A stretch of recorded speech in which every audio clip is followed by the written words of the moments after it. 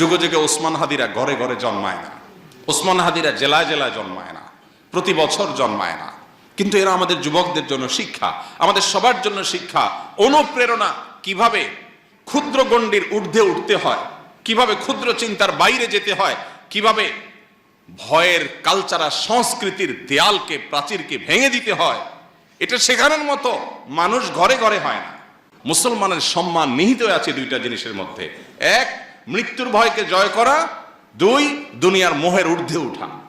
বেঁচে থেকে কি হবে? বেঁচে থেকে কতকাল বাঁচতে পারবো? 1000 বছর তো বাঁচতে পারবো না, মরতে তো হবেই। তাহলে সে মৃত্যুটা কেন গৌরবের মৃত্যু হবে না?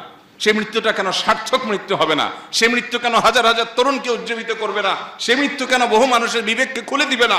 সে মৃত্যু কেন অন্যকে অনুপ্রাণিত করবে না? এই মৃত্যু কেমন মৃত্যু যে মৃত্যু আমার একজন ভীরু মানুষের মতো মৃত্যু হবে? আমি পলায়নপর হয়ে মৃত্যু কেন বরণ করব? এই মৃত্যুর ভিতরে কি